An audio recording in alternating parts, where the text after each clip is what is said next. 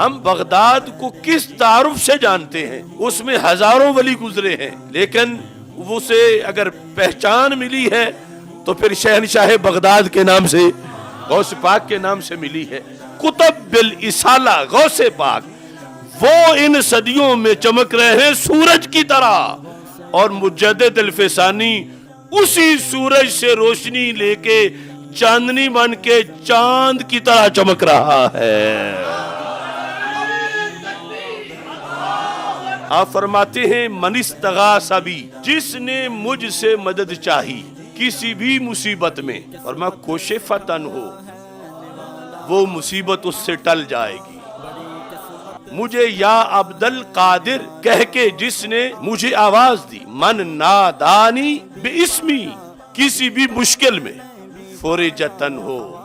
وہ مشکل اس سے دور کر دی جائے گی۔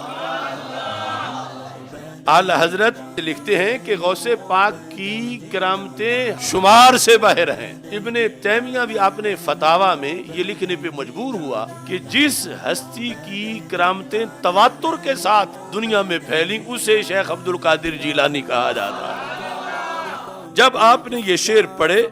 فَظَہَرَتْ يَدُهُ صلی اللہ علیہ وسلم، تو رسول اکرم صلی اللہ علیہ وسلم کا ہاتھ مبارک ظاہر ہو گیا۔ حضرت شیخ عبد القادر جیلانی رحمۃ اللہ علیہ نے اس ہاتھ سے مصافحہ کیا۔ مجھے آستانہ مقدسہ بغداد شریف میں ہی اجازت جو دی حضرت شیخ عبد الکریم محمد المدرس البغدادی رحمۃ اللہ علیہ نے ان تمام اوراد و وظائف کی،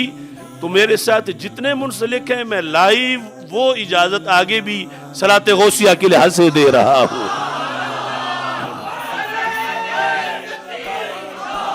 بسم اللہ الرحمن الرحیم۔ ربی اشرح لی صدری ویسر لی امری واحلل عقدۃ من لسانی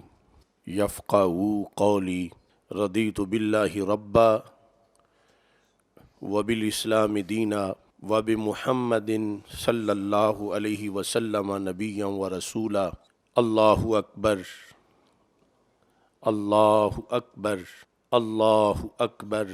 لبیک لبیک لبیک یا رسول اللہ صلی اللہ علیہ وسلم۔ الحمدللہ رب العالمین، والصلاة والسلام علی خاتم النبیین سید الرسل و خاتم المعصومین وعلی آلہ واصحابہ اجمعین۔ اما بعد فاعوذ باللہ من الشیطان الرجیم۔ بسم اللہ الرحمن الرحیم۔ یا ایہا الذین آمنوا اتقوا اللہ وکونوا مع الصادقین۔ صدق اللہ العظیم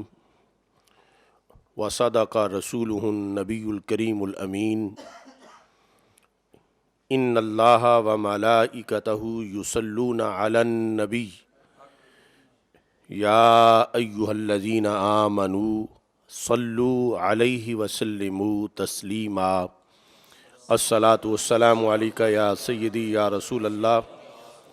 وعلی آلک واصحابک یا حبیب اللہ۔ الصلاۃ والسلام علیک یا سیدی یا رسول اللہ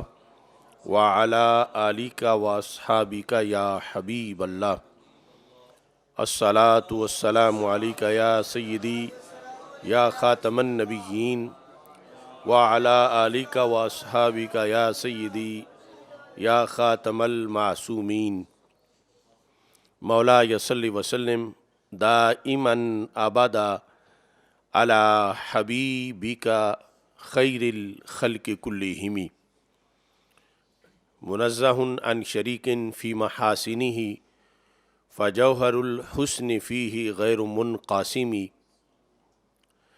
محمد تاج رسل اللہ قاطبۃ، محمد صادق الاقوال والکلم، محمد ذکرہ روح لانفسنا، محمد شکرہ فرد علی الامم۔ ربی صلی وسلم دائما ابدا علی حبیبک خیر الخلق کلہم۔ خدایا بحق بنی فاطمہ کہ برقول ایما کنی خاتمہ، اگر دعوتم رد کنی ور قبول، منو دستو دامان آل رسول صلی اللہ علیہ وسلم۔ شجر سرو سہی کس کے اگائے تیرے، فاضل بریلوی رحمۃ اللہ علیہ نے پیران پیر، پیر دستگیر حضرت سیدنا شیخ عبد القادر جیلانی قدس سر العزیز کی بارگاہ میں خراج تحسین پیش کرتے ہوئے یہ لکھا، شجر سرو سہی کس کے اگائے تیرے،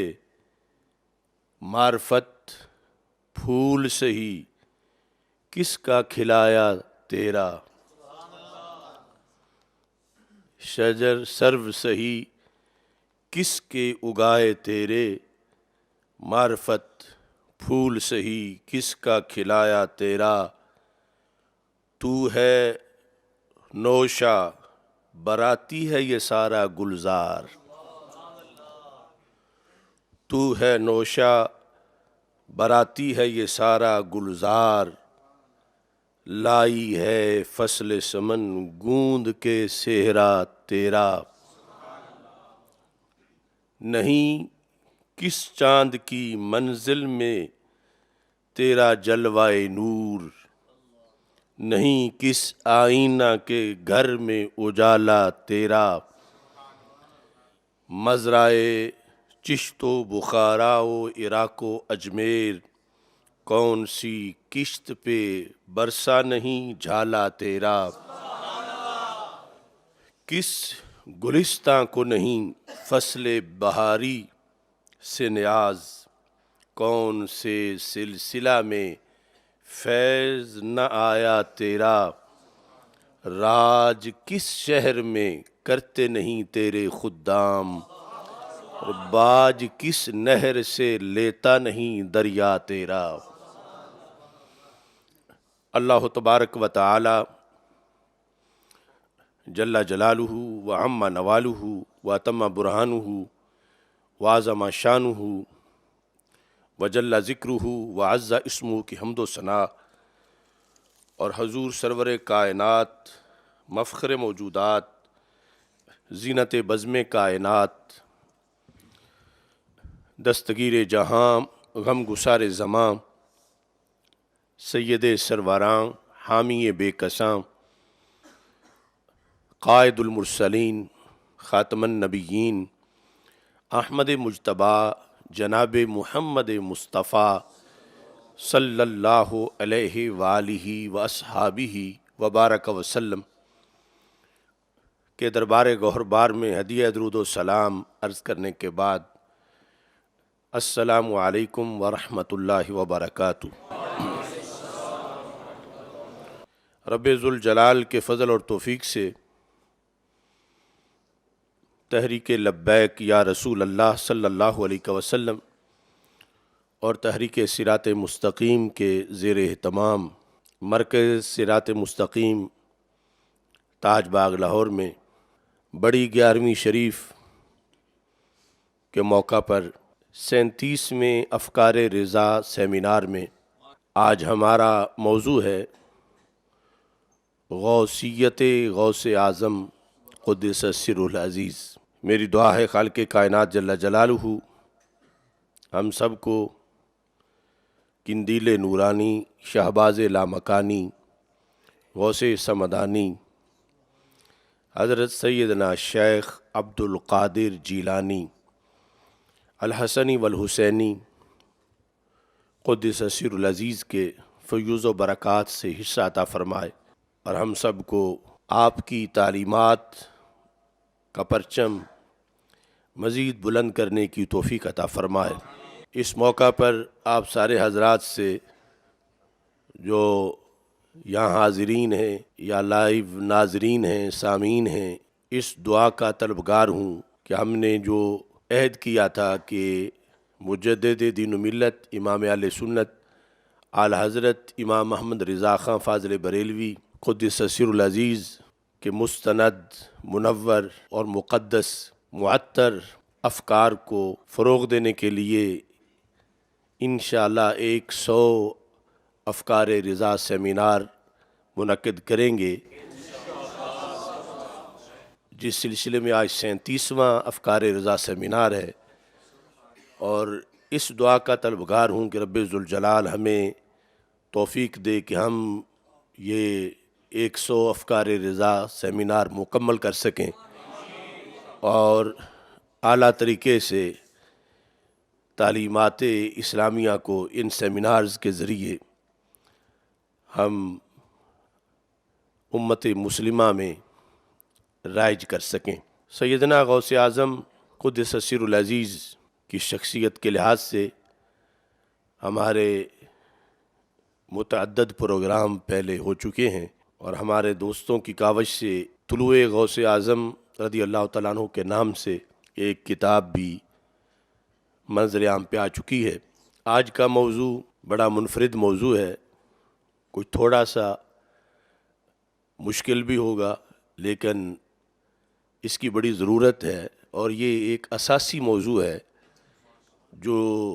امت میں بیان کیا جانا چاہیے، اور یہ خصوصی طور پر مبلغین، خطباء کے لیے اور بالعموم تمام امت مسلمہ کے لیے ایک نہایت اہم تحفہ کی شکل میں پیش کر رہا ہوں۔ رب ذوالجلال اس کو قبولیت تامہ عطا فرمائے، اور اس کے ذریعے سے حضرت غوث پاک قدس سر العزیز کے فیوز و برکات کو مزید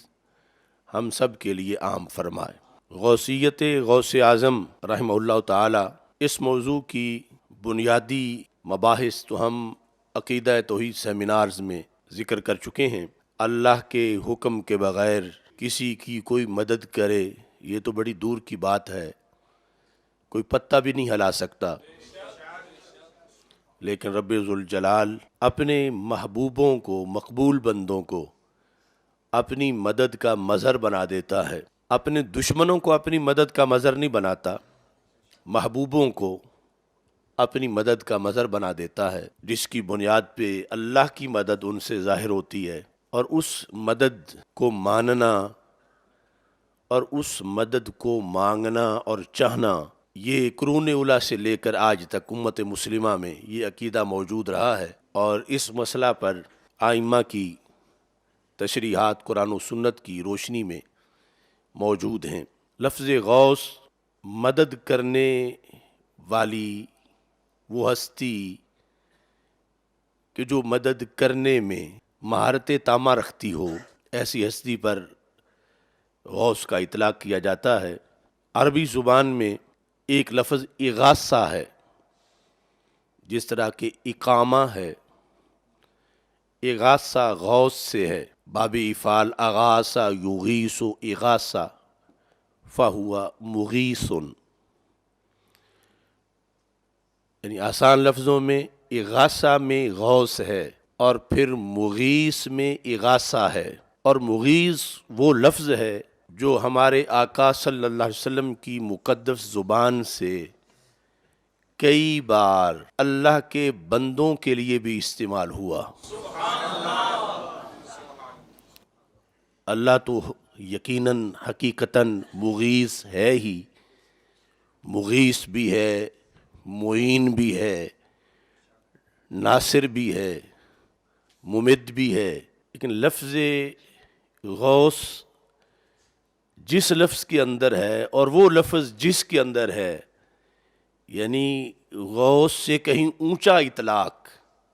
مغیث کا کچھ مقدس لوگوں کے بارے میں رسول اکرم صلی اللہ علیہ وسلم کی زبان سے یوں ظاہر ہوا کہ ہمارے آقا صلی اللہ علیہ وسلم کے متعدد صحابہ کرام رضی اللہ تعالی عنہم کا نام ہی مغیث تھا۔ مغیث مددگار، یعنی لفظ غوث ہی بڑا لفظ جو ہے، اور وہ ایک دو صحابی نہیں بلکہ اس سے زیادہ صحابہ ہیں جن کا نام مغیث تھا،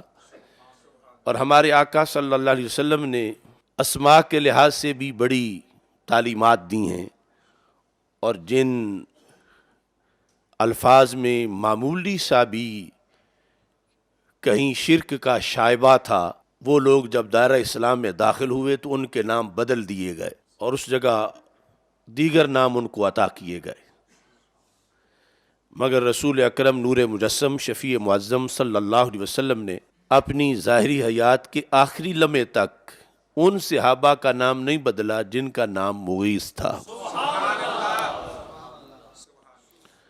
تو ہمارے آقا صلی اللہ علیہ وسلم کائنات میں سب سے بڑھ کے توحید کے محافظ ہیں، توحید کے علمبردار ہیں، تو مدینہ منورہ کی گلیوں میں، مکہ مکرمہ میں مختلف مواقع پر بندوں کے لیے، انسانوں کے لیے جہاں عبد المغیث کے الفاظ بولے گئے وہاں مغیث کے الفاظ بھی بولے گئے، اور یقیناً مغیث میں یہی عقیدہ اور نظریہ تھا کہ اگرچہ اسماء اور اعلام میں اوصاف کا لحاظ نہیں ہوتا، مگر کچھ ایسے اسماء ہوتے ہیں جو ساتھ ہی اوصاف کا معنی بھی دیتے ہیں، اور پھر وہ وصف ماننا کسی بندے کے لحاظ سے رسول اکرم نور مجسم شفیع معظم صلی اللہ علیہ وسلم کی تعلیمات کا حصہ قرار پایا کہ استقلالاً مستقل بالذات ہونے کے لحاظ سے اللہ کی توفیق کے بغیر تو کسی کے لیے کوئی مغیث نہیں بن سکتا، اور نہ کسی کو مغیث مانا جا سکتا ہے، لیکن اللہ چاہے تو رب ذوالجلال کے بندے غوث بھی ہوتے ہیں، مغیث بھی ہوتے ہیں، اور اس پر ہمیشہ امت مسلمہ قائم رہی ہے۔ سیدنا غوث اعظم رضی اللہ تعالی عنہ کی غوثیت کے اندر دو چیزوں کا بنیادی طور پر بڑا دخل ہے، ایک آپ کا خاندان رسول صلی اللہ علیہ وسلم سے ہونا، اہل بیت اطہار رضی اللہ تعالی عنہم میں سے ہونا، اور سیادت کی خصوصی برکات اور عنایات نوازشات کا حامل ہونا، اور دوسرا ولایت کے لحاظ سے ولایت کی جو منفرد عظمتیں ہیں ان کا حامل ہونا اور ان سے متصف ہونا۔ یہ دونوں چیزیں یعنی نسبت خاندان رسول صلی اللہ علیہ وسلم اور ولایت کے جو اہم امور ہیں ان کے لحاظ سے آپ کو جو خصوصی عظمت ملی، تو غوث اعظم درمیان اولیاء چو محمد درمیان انبیاء علیہ السلام، تو یہ عظمت اور یہ مقام آپ کو میسر ہے۔ اس سلسلہ میں تحفہ اثنا عشریہ، اس کے اندر حضرت شاہ عبد العزیز انہوں نے یہ بات لکھی 214 صفحے پر، کہتے ہیں کہ حضرت امیر و ذریت طاہرہ او، حضرت امیر کا ٹائٹل اس لٹریچر میں فارسی کے اندر حضرت مولا علی رضی اللہ تعالی عنہ کے لیے استعمال کیا جاتا ہے کہ حضرت امیر و ذریت طاہرہ او را تمام امت بر مثال پیران و مرشدان می پرستند۔ آپ لکھتے ہیں کہ حضرت مولا علی رضی اللہ تعالی عنہ اور آپ کی مقدس اولاد کو تمام امت مثال پیران و مرشدان می پرستند، آپ کو اور آپ کی اولاد کو ساری امت پیر و مرشد کی طرح مانتی ہے، پیران و مرشدان کی طرح مانتی ہے۔ و امور تکوینیہ را بعیشاں وابستہ می دانند، اور تمام امت امور تکوینیہ کو حضرت مولا علی رضی اللہ تعالی عنہ اور آپ کی ذریت طیبہ سے وابستہ جانتی ہے۔ امور تکوینیہ، امور تکوینیہ یعنی کائنات کے اندر نظام ہستی میں مختلف شعبہ جات، اور پھر یہی وہ ساری حیثیات جن کو مشکل کشائی یا حاجت روائی سے تعبیر کیا جاتا ہے۔ تو شاہ عبد العزیز لکھتے ہیں کہ امور تکوینیہ را بعیشاں وابستہ می داند، یعنی ساری امت امور تکوینیہ کو مشکل کشائی، حاجت روائی، دستگیری، بندہ پروری یا جھولیاں بھرنا یا مرادیں پوری ہونا، ان چیزوں کو امت حضرت مولا علی رضی اللہ تعالی عنہ اور آپ کی ذریت طاہرہ سے وابستہ مانتی ہے۔ و فاتحہ و درود و صدقات و نذر و منت بنام ایشاں رائجو معمول گردیدہ، کہ ان ساری ہستیوں کے نام سے فاتحہ درود کا اہتمام کرنا، ان کے نام پہ صدقات کرنا، اور ان کے نام کی نظر، ان کے لحاظ سے مختلف قسم کے ایصال ثواب، حضرت شاہ عبد العزیز کہتے ہیں رائج و معمول گردیدہ، یعنی امت میں رائج ہیں اور امت ان پہ عمل کرتی ہے۔ حضرت شاہ عبد العزیز رحمۃ اللہ علیہ کو چونکہ آج جو ہماری ایک اپوزیشن ہے وہ وہابی اور دیوبندی لوگ، انہیں بعض وجوہ سے اپنا مقتدا قرار دیتے ہیں، تو حضرت شاہ عبد العزیز واضح الفاظ میں امور تکوینیہ کے اندر جو ان نفوس قدسیہ کا کردار ہے، اور پھر امت کے اندر جو فاتحہ درود کے معمولات ہیں، جس کی روشنی میں ہی ایک سلسلہ 11ویں شریف کی تقریبات کا بھی ہے، وہ کہتے ہیں کہ یہ امت کا معمول ہے۔ چنانچہ با جمی اولیاء اللہ ہمیں معاملہ است، جس طرح کے ان ہستیوں کے علاوہ جو اولیاء اللہ ہیں، جو کہ اہل بیت اطہار رضی اللہ تعالی عنہم میں سے نسب کے لحاظ سے شمار نہیں ہوتے، ان کے لحاظ سے جس طرح کی امت کا معاملہ ہے، اب وہ امور تکوینیہ کے لحاظ سے یا فاتحہ درود کے لحاظ سے اس کو بھی حضرت شاہ عبد العزیز جو ہیں انہوں نے یہاں پر بیان کیا۔ تو حضرت غوث پاک رضی اللہ تعالی عنہ کی غوثیت میں سب سے پہلے اس چیز کو مد نظر رکھنا ضروری ہے کہ انہیں فیوز و برکات کے لحاظ سے نسل رسول علیہ الصلاۃ والسلام میں ہونے کی وجہ سے جو ممتاز مقام ملا، اس کی وجہ سے آپ کی غوثیت دیگر کئی جو غوث ہیں اس سے انفرادی عظمت و شان کی مالک ہے۔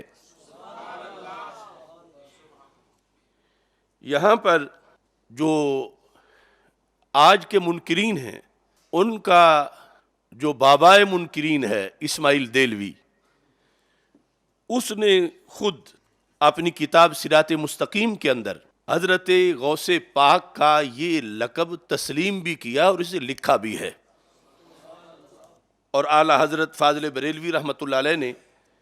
انہیں یہ یاد بھی کرایا ہے کہ تم آج فریاد رس کے لحاظ سے شرک کے فتوے لگا رہے ہو کہ اللہ کے سوا کسی کو اگر فریاد کے لحاظ سے پہنچنے والا مانا جائے تو شرک ہو جاتا ہے، تو تم نے تو غوث اعظم مانا ہوا ہے، تو جب غوث اعظم تم مان چکے ہو تو اس سے نیچے فریاد رسی کے وصف کو کسی کے لیے ماننا، یہ تم کس لحاظ سے اسے شرک قرار دے سکتے ہو؟ فتاوی رضویہ شریف میں جلد نمبر 9 کے اندر اعلی حضرت فاضل بریلوی نے 834 صفحے پر اس حقیقت کو لکھا۔ آپ فرماتے ہیں، اور وہ حوالہ اصل میں صراط مستقیم جو اسماعیل دہلوی کی ہے اس کا حوالہ ہے، اس میں اسماعیل دہلوی کا یہ قول ہے۔ آپ لکھتے ہیں، میاں اسماعیل نے صراط مستقیم میں کہا، طالبان نافہم می دانند کہ ما نیز ہم پائے حضرت غوث الاعظم شدیم، کہ ہم سے جو تعلق رکھنے والے نافہم طالب علم ہیں وہ یہ سمجھتے ہیں کہ ہم بھی حضرت غوث الاعظم کے ہم پایا ہو گئے۔ تو کہنے لگا کہ یہ ان کی خام خیالی ہے، یعنی کہاں ہم اور کہاں ہم حضرت غوث اعظم۔ تو کہا کہ یہ طالبان نافہم ہیں جو ہمیں غوث اعظم جیسا سمجھنا شروع ہو گئے، اور یہ تھا جو ناخوب بتدریج وہی خوب ہوا۔ کبھی اسی فرقے کے بڑے تو انہیں یہ سمجھا رہے تھے کہ ہمیں غوث پاک کی طرح نہ سمجھو، اور ان پچھلوں نے آپ خود رسول پاک صلی اللہ علیہ وسلم کی مثل ہونے کے دعوے شروع کر دیے اور مثلیت کی رٹیں لگانا شروع کر دی۔ تو یہاں طالبان نافہم میدان کے مانیز ہم پایائے حضرت غوث الاعظم شدیم۔ تو حضرت غوث الاعظم پورا یہ لکھ کر اعتراف کیا کہ واقعی سیدنا شیخ عبد القادر جیلانی وہ غوث اعظم ہیں، وہ حضرت غوث اعظم ہیں، اور ہمارے لحاظ سے ہمارے ماننے والوں کو یہ سمجھنا چاہیے کہ ہم چہ نسبت خاک رب عالم پاک ان کی ہستی بہت بلند ہے، تو ہمیں ان کے ہم پلہ قرار نہ دیں۔ ایسے ہی اعلی حضرت فاضل بریلوی رحمۃ اللہ علیہ نے اسی جلد نمبر 9 کے صفحہ نمبر 806 کے اوپر ایک حقیقت کو اس سلسلہ میں بیان کیا۔ 806 صفحہ پر اعلی حضرت فاضل بریلوی رحمۃ اللہ علیہ نے حضرت شاہ ولی اللہ محدث دہلوی کا ایک قول پیش کیا، اور 807 پر اسماعیل دہلوی کا قول اسی مناسبت سے میں بھی پیش کر رہا ہوں، جو پہلے تحفہ اثنا عشریہ سے جو چیز جو ہے وہ پیش کی۔ تو یہ بات بھی صراط مستقیم جو اسماعیل دہلوی کی کتاب ہے اس کے اندر اس نے لکھی، در سلطنت سلاطین و امارت عمرا ہمت ایشارہ دخل ہست کے بر سیاحان عالم ملکوت مخفی نیست۔ یہ عبارت صراط مستقیم کی ہے، اور یہاں پہلے جو بحث ہے وہ حضرت مولا علی رضی اللہ تعالی عنہ کے تصرفات کی ہے۔ اسماعیل دہلوی نے یہ جملے لکھے، اور اعلی حضرت فاضل بریلوی فرماتے ہیں کہ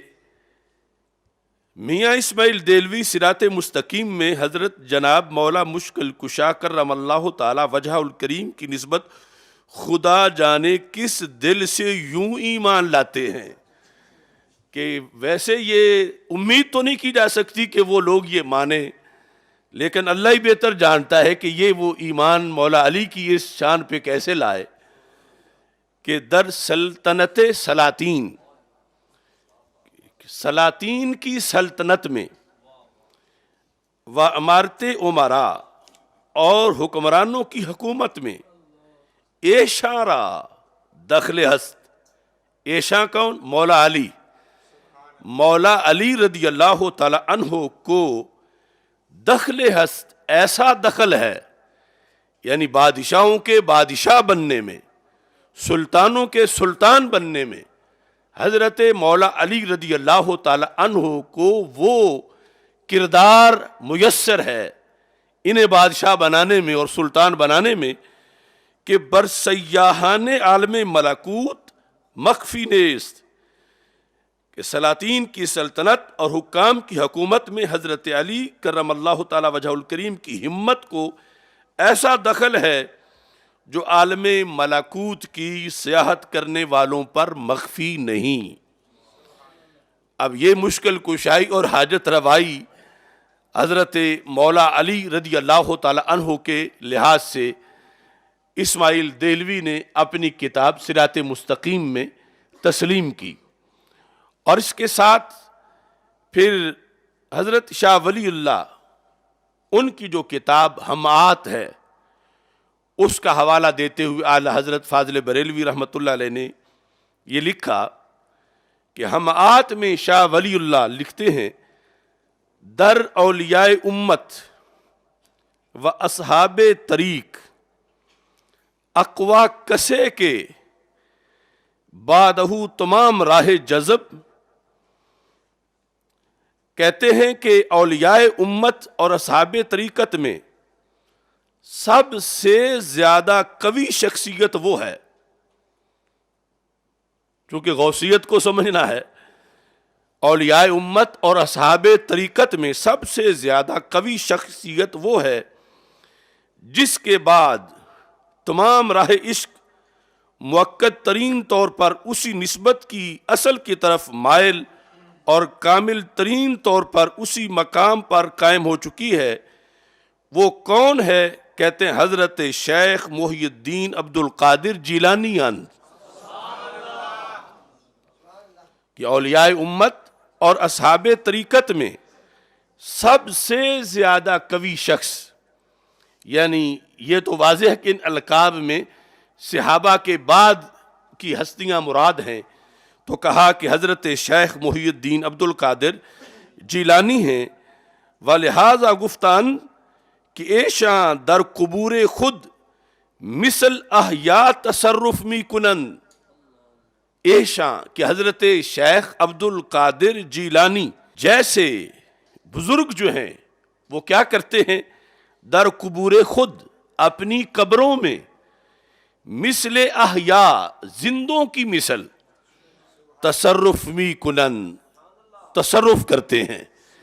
یعنی جس طرح زندہ لوگ جو ہیں وہ تعاون کرتے ہیں، مدد کرتے ہیں، دستگیر بن جاتے ہیں۔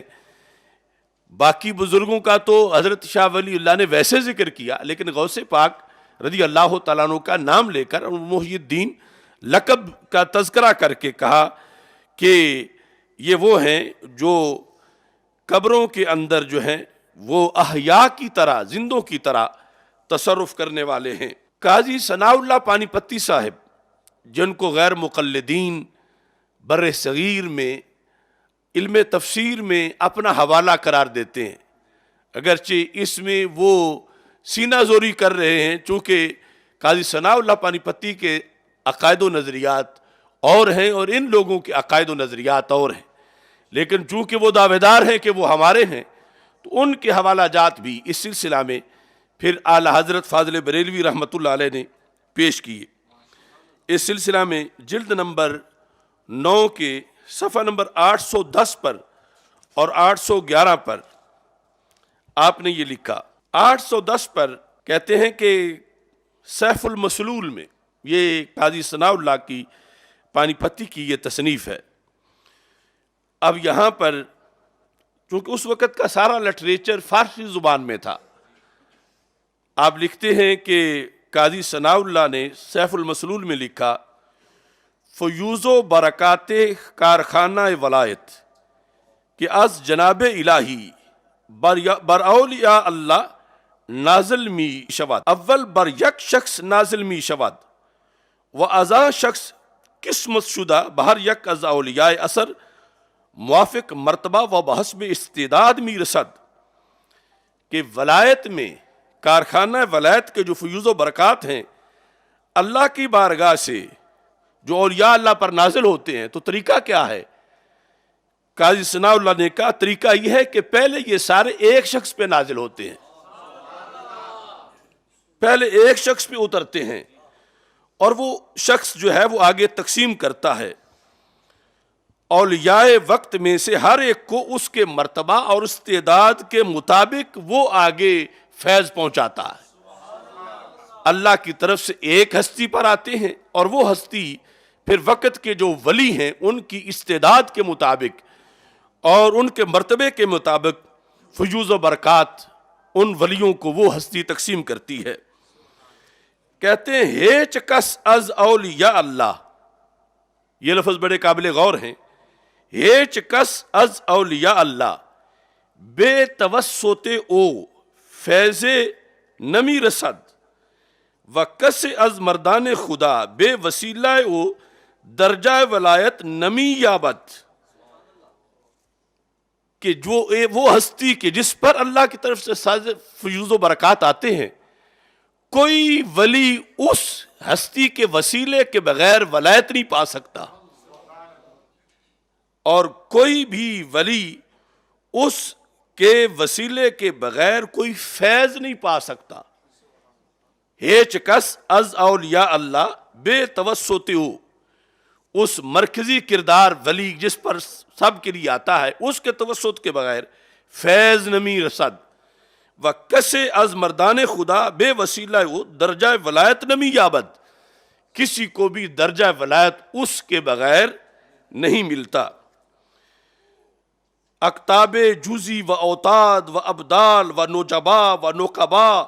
و جمی اقسام از اولیاء خدا بوے محتاج می باشند، سارے اوتاد، سارے ابدال،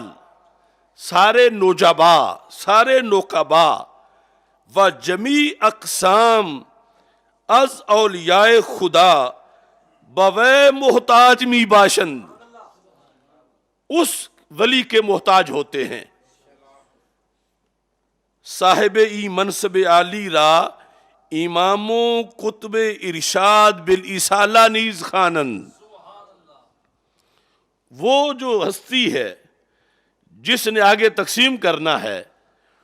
اس ہستی کے ناموں میں سے ایک نام امام بھی ہے، اسے امام بھی کہتے ہیں اور اسے قطب ارشاد بھی کہتے ہیں۔ اب یہاں قطب ارشاد اور امام اس کے لحاظ سے جو میں نے پہلی وجہ غوثیت کی حضرت غوث پاک رضی اللہ تعالی عنہ کی آپ کے سامنے رکھی، اولاد مولا علی رضی اللہ تعالیٰ عنہ سے ہونا، تو یہاں السیف المسلول میں قاضی ثناء اللہ نے یہ الفاظ لکھے، اور یہ جزوی فضیلت ہے حضرت مولا علی رضی اللہ تعالیٰ عنہ کی، کہا کہ این منصب عالی، یہ پیچھے جو فیوز کی تقسیم کا منصب ہے، این منصب عالی از وقت ظہور آدم علیہ السلام بروح پاک علی المرتضی کرم اللہ تعالی وجہ مقرر بود، کہ یہ منصب عالی حضرت آدم علیہ السلام کی روح کے ظہور سے لے کر حضرت مولا علی رضی اللہ تعالی عنہ کے لحاظ سے، یعنی آپ کی روح کے لحاظ سے یہ منصب اللہ کی طرف سے عطا کیا گیا تھا۔ اور یہاں اعلی حضرت اس کو لکھنے کے بعد کہتے ہیں پھر ائمہ اطہار رضوان اللہ علیہم اجمعین کو بترتیب اس منصب عظیم کا عطا ہونا، یہ بھی قاضی ثناء اللہ نے اسی کتاب کے اندر لکھا، اور اس کے الفاظ یہ ہیں۔ آگے جو وضاحت آئے گی اس میں یہ ہے کہ مولا علی رضی اللہ تعالیٰ عنہ کے بعد حضرت سیدنا امام حسن مجتبیٰ رضی اللہ تعالیٰ عنہ کو یہ منصب ملا، اور اس میں یعنی وہ لکھا کہ جب انہوں نے خلافت حضرت امیر معاویہ رضی اللہ تعالیٰ عنہ کے سپرد کر دی، اس کے بعد یہ منصب حضرت امام حسن رضی اللہ تعالیٰ عنہ کو عطا کیا گیا۔ اور یہاں السیف المسلول کے لحاظ سے یہ لکھا کہ بعد وفات عسکری علیہ السلام تا وقت ظہور سید الشرفاء غوث الثقلین محی الدین عبد القادر الجیلی، ای منصب بروح حسن عسکری علیہ متعلق بود، اور چون حضرت غوث ثقلین پیدا شد این منصب مبارک بوے متعلق شد و تا ظہور محمد مہدی این منصب باروح مبارک غوث الثقلین متعلق می باشد، کہ پہلے امام حسن رضی اللہ تعالی عنہ سے یہ جو 12 امام ہیں اہل سنت و جماعت بھی جنہیں محتشم اور محترم اور مطہر اور ائمہ مطہرین سے تسلیم کرتی ہے، ان کی یہ ڈیوٹیاں تھیں اپنے اپنے عہد کے اندر ولایت کے ان شعبات کے لحاظ سے۔ اور جب حضرت حسن عسکری رضی اللہ تعالی عنہ کا وصال ہوا، ان سے لے کر حضرت امام مہدی رضی اللہ تعالی عنہ کے آنے تک درمیان میں جتنی صدیاں ہیں، ان ساری صدیوں میں سارے ولیوں کو جن کے ذریعے سے ولایت ملتی ہے اور سارے ولیوں کو جن کے ذریعے فیضان ملتا ہے، وہ 11ویں والے پیر سیدنا شیخ عبد القادر جیلانی ہیں۔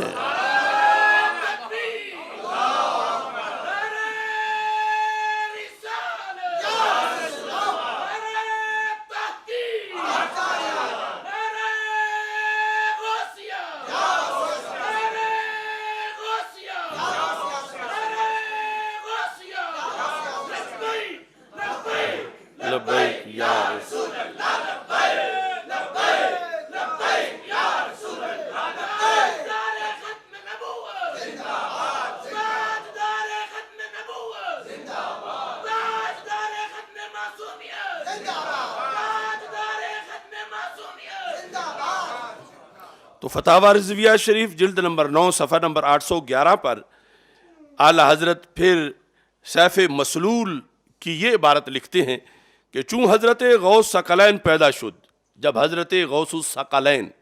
ثقلین سے مراد ہے جن و انس، یعنی جنوں کے بھی غوث اور انسانوں کے بھی غوث، کہ جب حضرت غوث الثقلین پیدا شد، این منصب مبارک، یہ منصب مبارک کون سا کہ جن پر ساری برکات اترتی ہیں اور وہ سارے ولیوں میں تقسیم کرتے ہیں، اور فیض بھی ان کے ذریعے کے بغیر نہیں پایا جا سکتا اور ولایت بھی ان کے بغیر نہیں پائی جا سکتی، یہ منصب مبارک بوے متعلق شد، حضرت غوث پاک کے ساتھ منسلک ہوا، و تا ظہور محمد مہدی این منصب بروح مبارک غوث الثقلین متعلق باشد، کہ حضرت امام مہدی کے آنے تک جو قرب قیامت میں آئیں گے، اس سے پہلے ساری صدیوں میں قطب الاصالہ کا منصب اور غوث الاغیاث کا منصب اور غوث اعظم کا منصب یہ حضرت سیدنا شیخ عبد القادر جیلانی رحمۃ اللہ علیہ کے ساتھ خاص ہے۔ اس مقام پر اعلی حضرت فاضل بریلوی رحمۃ اللہ علیہ نے پھر مجدد صاحب کا فرمان بھی پیش کیا، اور خصوصی طور پر مکتوبات شریف جو جلد نمبر 2 ہے اس کے اندر اس کی وضاحت ہے، اور اس کے علاوہ تفسیروں میں سے حضرت محمود آلوسی بغدادی ان کی تفسیر کے اندر بھی یہ موجود ہے کہ قطب الاصالہ ان ساری صدیوں میں حضرت غوث پاک رضی اللہ تعالی عنہ ہیں۔ تو مکتوبات شریف کی جلد نمبر 2 میں مکتوب نمبر 123 اس کے اندر یہ وضاحت ہے، اب یہ بھی فارسی میں ہے تو تھوڑی سی مشکل تجھے برداشت کرنی پڑے گی۔ صفحہ نمبر 144 دفتر سوم حصہ نہم مکتوبات امام ربانی جلد نمبر 2 123 مکتوب میں یہ لکھا ہے، در آثار این بزرگواراں و ہم چنی بعد از ارتحال ایشاں، ان بزرگوار یعنی ائمہ اہل بیت کے زمانے میں اور ان کے وصال کے بعد ایشاں ہر کرا فیض و ہدایت میرسد، جنہیں بھی فیض ملتا ہے اور جنہیں بھی ہدایت ملتی ہے، بتوسط این بزرگاں بودا ان بزرگوں کے وسیلے سے وہ سب کچھ ہوتا ہے۔ وَبَحِلُولَتِ ایشانان ہر چند اکتاب و نوجبائے وقت بودا باشن و ملاز و ملجا ہما ایشاں بوداند چی اطراف را غیر از لحوق بمرکز چارانیس تا آن کے نوبت بحضرت شیخ عبدالقادر جیلانی قدس سرہ می رسد، کہ وہ فیوز و برکات جو ائمہ اہل بیت کے ذریعے تقسیم ہوتے رہے، چلتے چلتے یہ نوبت، یہ باری، یہ منصب حضرت شیخ عبدالقادر جیلانی قدس سر العزیز تک پہنچا۔ و چون نوبت بائیں بزرگوار شد منصب مذکورہ باؤ قدس سرہ مفوض گشت، جب زمانہ حضرت غوث پاک رضی اللہ تعالیٰ عنہ کا آ گیا تو پھر کیا ہوا؟ منصب مذکورہ منصب یعنی وہ قطب الاسالہ کا، کہ جن کے ذریعے ولایت تقسیم ہوتی ہے یا ہدایت تقسیم ہوتی ہے، مفوض باؤ قدس سرہ گشت، یہ منصب حضرت غوث پاک کے سپرد کر دیا گیا۔ مفوض کیا معنی ہے؟ ان کے تفویض کر دیا گیا۔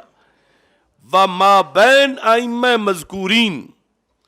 و حضرت شیخ ہیچ کس بری مرکز مشہور نمی گردد،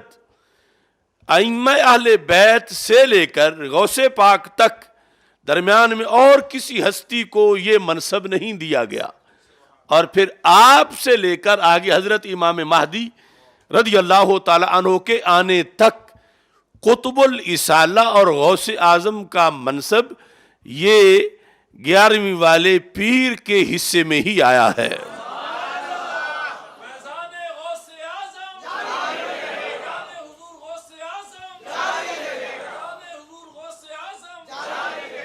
تو یہاں آپ نے پھر وہ مشہور شعر لکھا مجدد صاحب نے، یعنی ولی را ولی میں شناست، کہ مجدد صاحب یعنی حضرت غوث پاک کو یہ خراج تحسین پیش کر رہے ہیں کہ آپ قطب الاسالہ ہیں، محض قطب نہیں اور محض غوث نہیں بلکہ غوث اعظم ہیں۔ حضرت غوث پاک رضی اللہ تعالی عنہ نے اپنے اشعار میں یہ لکھا تھا، جب ہم بغدادی پڑھتے تھے تو اس وقت بھی یہ جو مین گیٹ تھے دونوں دربار غوث اعظم کے، ان پر یہ سب سے اوپر یہ شعر لکھا گیا تھا، وہ کیا ہے؟ افلت شموس الاولین و شمسنا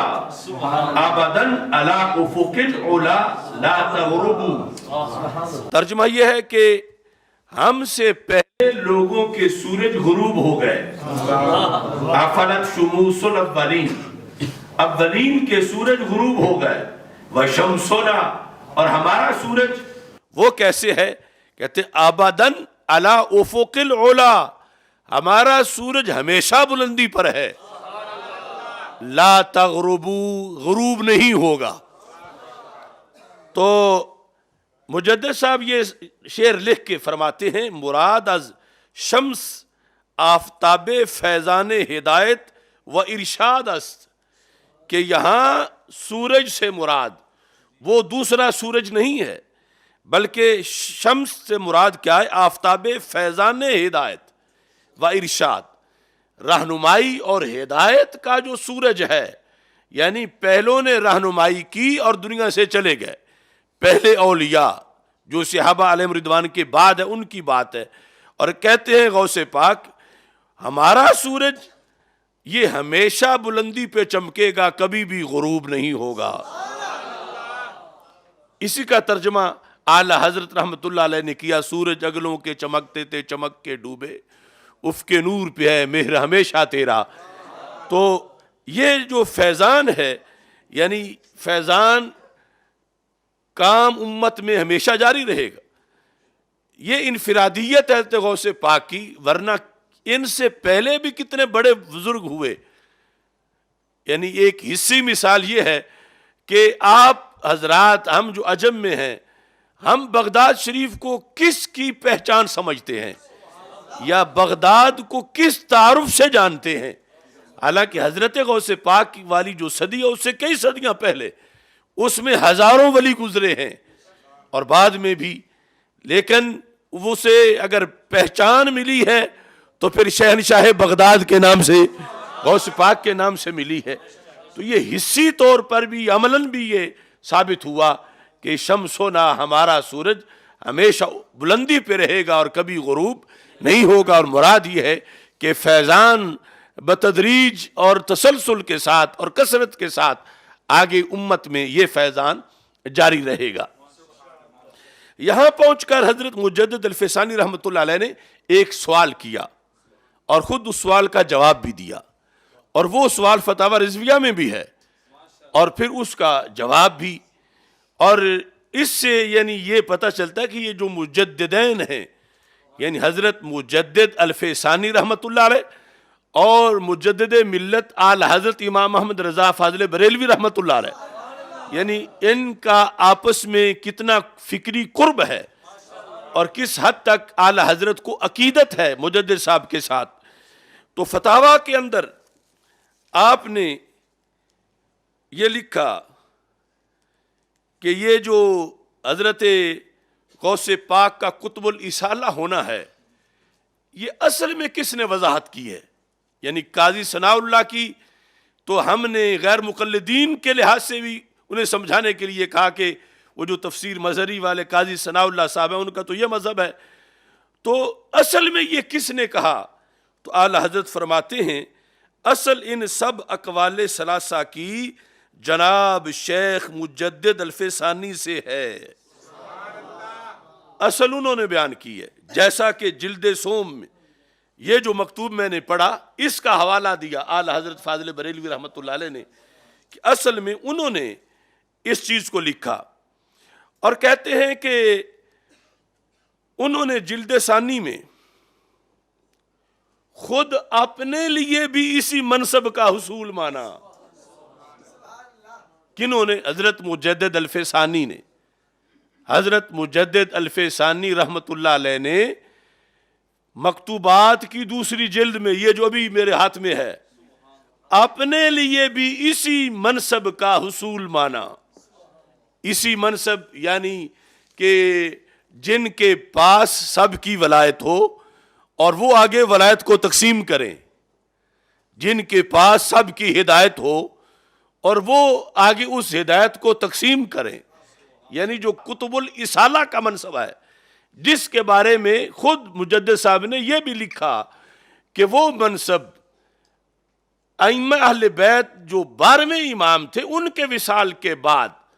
حضرت غوث پاک کو ملا، اور امام مہدی کے آنے تک وہ غوث پاک کے پاس ہی رہے گا۔ لیکن ساتھ یہ بھی لکھا کہ رب نے یہ شان مجھے بھی عطا فرمائی ہے، یہ منصب رب نے مجھے بھی عطا فرمایا ہے۔ تو اس پر پھر مجدد صاحب نے خود سوال کیا کہ تم نے تو خود یہ لکھا ہے کہ قیامت تک امام مہدی کے آنے تک یہ منصب غوث پاک کا ہے، تو پھر آپ کو یہ کیسے مل گیا؟ تو جو وہاں یعنی اس میں مکتوبات شریف میں لکھا گیا، اعلی حضرت فاضل بریلوی رحمۃ اللہ علیہ نے بھی وہی سوال کر کے پھر وہی جواب جو مجدد صاحب نے دیا تھا، اعلی حضرت نے بھی حضرت مجدد صاحب کی مجددیت کو برقرار رکھتے ہوئے وہی جواب اپنے فتاوی رضویہ کے اندر لکھا۔ تو آپ لکھتے ہیں انہوں نے جلد ثانی میں، انہوں نے کنہوں نے؟ مجدد صاحب نے جلد ثانی میں خود اپنے لیے بھی میں پورا جملہ ہوتا ہے نا، کہ جیسے غوث پاک کے لیے ہے ایسے اپنے لیے بھی اس منصب کا حصول مانا، اور اس اعتراض سے کہ پھر اس دورے میں منصب مذکور کا حضور پرنور غوث اعظم رضی اللہ تعالیٰ عنہ سے اختصاص کب رہا، کہ جب یہ منصب آپ کو بھی مل گیا تو پھر سپیشلائزیشن غوث پاک کی کیا رہی، کہ جن کے بارے میں یہ سارے لکھ رہے ہیں کہ صرف وہی قطب الاسالہ ہیں، سارا فیض انہی سے بٹتا ہے، اور مجدد صاحب خود اس قول کے منکشف کرنے والے ہیں اور ان سے آگے دوسرے بھی لکھنے والے ہیں، اور پھر اپنا بھی یہ لکھ دیا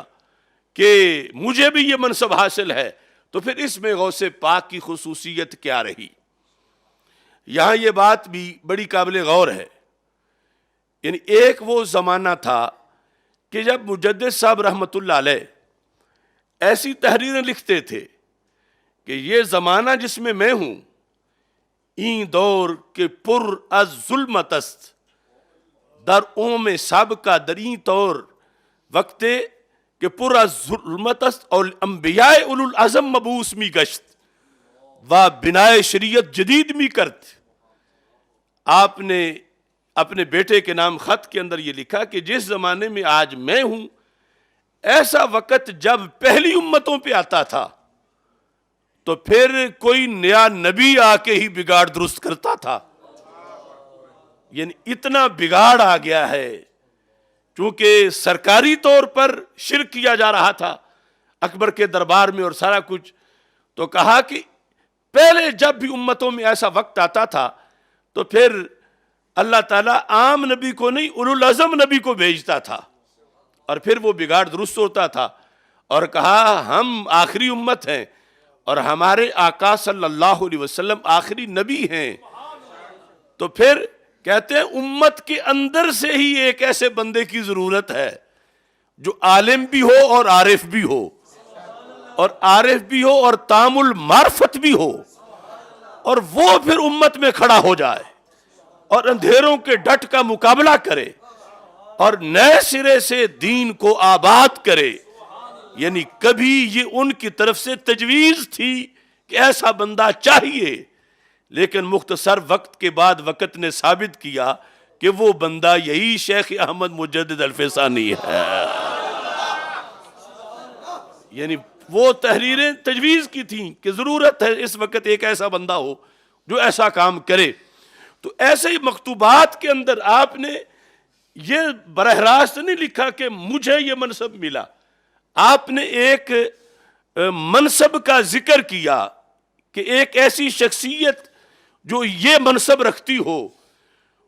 یہ تذکرہ آپ نے کیا. اور وہ لفظ جو آپ نے منتخب کیے اس منصب کے لیے، وہ لفظ ہے مجدد الفسانی کے.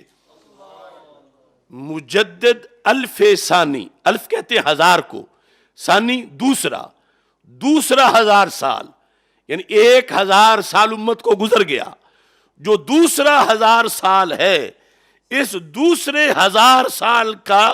جو مجدد ہوگا، دوسرے پورے 1000 سال کا، صدی کا نہیں، دوسرے 1000 سال کا، اس کو بھی اللہ یہی منصب عطا فرمائے گا. اب لفظ دیکھو، آپ نے جو لفظ لکھے، آپ فرماتے ہیں کہ این حکم منتقد است با مجدد الفسانی،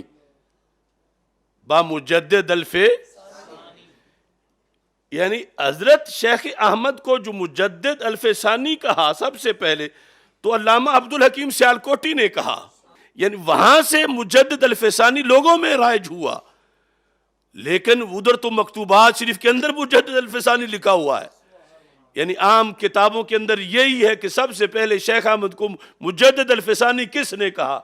کسی نے کہا فلاں نے کہا، کسی نے کہا فلاں نے کہا، فلاں نے کہا. لیکن اگر مکتوبات کو پڑھا جائے تو مجدد الفسانی کا منصب تو خود مجدد صاحب نے آپ ہی لکھا. مجدد الفسانی کا منصب، اور اس میں آپ نے یہ لکھا کہ جب امت میں تم کسی کو مجدد الفسانی مانو گے تو پھر یہ کتب الاسالہ والی بات تو ٹوٹ جائے گی کہ کتب الاسالہ ہیں امام مہدی کے آنے تک اور غوث پاک کے ولادت سے ظاہر ہو چکے ہیں. اور اب جب مجدد الفسانی کا منصب غوث پاک کے کئی صدیاں بعد قرار پائے گا تو پھر یہ مجدد الفسانی کے منصب والا ہر چیز تقسیم کرے گا. تو پھر وہ خصوصیت جو کہ کتب الاسالہ کی حضرت غوث پاک رضی اللہ تعالیٰ عنہ کے لیے مانی گئی بالاتفاق، وہ ٹوٹ جائے گی. یہ خود سوال ذکر کر رہے ہیں حضرت مجدد الفسانی. فرماتے ہیں این حکم منتقض است. کون سا حکم؟ کتب بالرسالہ ہونا غوث پاک کا. منتقض است یہ ٹوٹ جائے گا بمجدد الفسانی، زیرا کہ در بیان معنی مجدد الفسانی در مکتوب از مکتوبات جلد ثانی اندراج یافتہ است. میں نے خود مجدد الفسانی کا معنی لکھا ہے کہ مجدد الفسانی کسے کہا جائے گا. اس میں نے لکھا ہے مجدد الفسانی اسے کہا جائے گا کہ جو اس پورے 1000 سالہ کی ولایت کو کنٹرول کرے گا.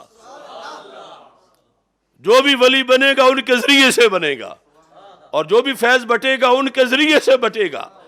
یہ ایک مکتوب میں مجدد الفسانی کی وضاحت کر چکا ہوں. یعنی اپنا نہیں ظاہر کر رہے کہ میں ہی مجدد الفسانی ہوں.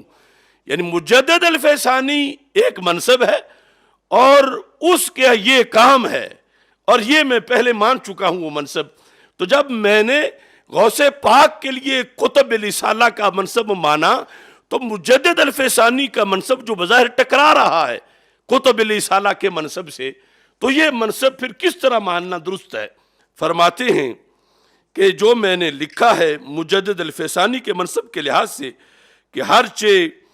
از قسم فیض درام مدت با امتاں برسد بتوسط او باشد، کہ جو بھی امت میں فیض پہنچے گا مجدد الفسانی کی وساطت سے پہنچے گا. ہر چند کی اکتاب و اوتاد باشند و بودلا و نوجبا، اے وقت جو بھی کتب بنیں گے غوث بنیں گے اس کے بعد وہ مجدد الفسانی کے ذریعے سے بنیں گے، ان کی وساطت سے بنیں گے. تو پھر وہ جو بڑی شان ہے 11ویں والے پیر کی کتب الرسالہ کی، وہ پھر کیسے برقرار رہے گی؟ آگے جواب گویم. مجدد صاحب کہتے ہیں میں خود ہی جواب دیتا ہوں. یعنی یہ دعویٰ نہیں کیا کہ میں ہی مجدد الفسانی ہوں،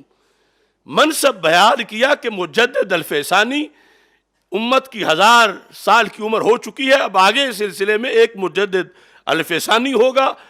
وہ سب کچھ تقسیم کرے گا. اور پھر اس کے لحاظ سے کتب بالرسالہ اور غوث اعظم کے لحاظ سے جو تعارض آ رہا تھا اس کا اب جواب خود دیتے ہیں. جواب گویم کہ مجدد الفسانی دری مقام نائب مناب حضرت شیخ است و بنیابت حضرت شیخ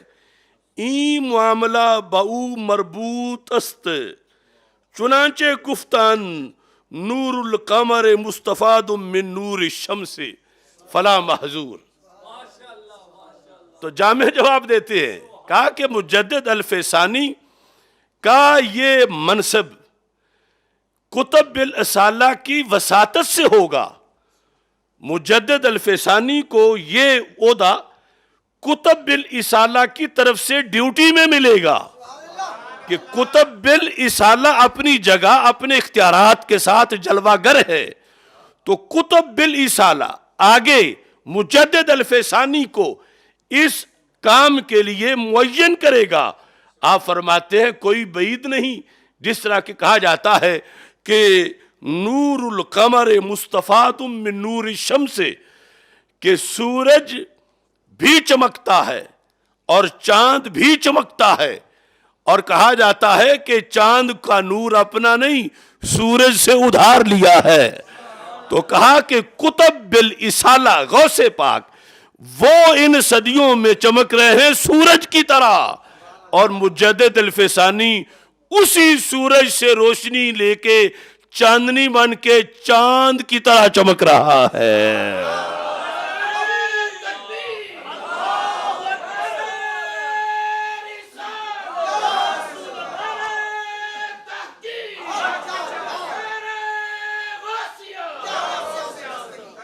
مطلب یہ بنا کہ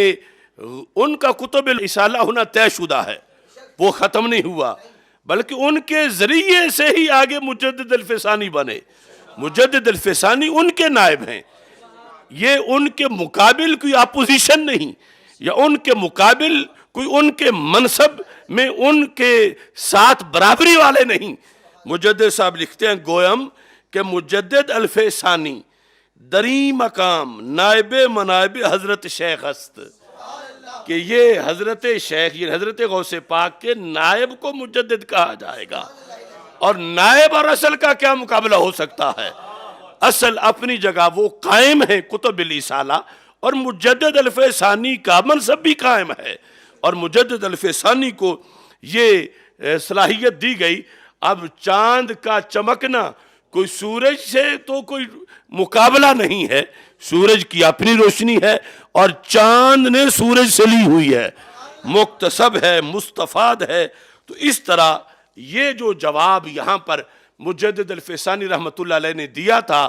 اعلی حضرت فاضل بریلوی نے اپنے عہد میں آ کر فتاوی رضویہ میں، اب جب کہ پتہ چل چکا تھا کہ وہ مجدد الفسانی یہی شیخ احمد ہیں، یعنی اب کسی کو بھول نہیں رہ گئی تھی۔ اس وقت تو ابھی ہم اثر بھی تھے، کوئی مانتا تھا، کوئی حسد کرتا تھا، کوئی بغض رکھتا تھا، اس وقت ابھی یہ پتہ نہیں تھا کہ مجدد الفسانی منصب پر فائز کون ہے۔ لقب نام سے بھی زیادہ مشہور ہو چکا ہے، بہت تھوڑے بندوں کو پتا ہے کہ ان کا نام شیخ احمد ہے، مجدد الفسانی زیادہ کو ان کے لحاظ سے معلوم ہے، لیکن اس وقت یہ بھی منصب تھا۔ اور اعلی حضرت فاضل بریلوی رحمت اللہ علیہ کس قدر مانتے ہیں غوث پاک کو بھی اور مجدد صاحب کو بھی، یعنی غوث پاک کا کتب الرسالہ ہونا اور غوث اعظم ہونا، اسے بھی لکھا، اور ساتھ مجدد صاحب جس منصب پہ ہیں اسے بھی لکھا، اور سوال بھی لکھا اور جواب بھی لکھا، اور یہ بتایا کہ سنیو تمہیں مبارک ہو، سورج بھی تمہارا ہے اور چاند بھی تمہارا ہے۔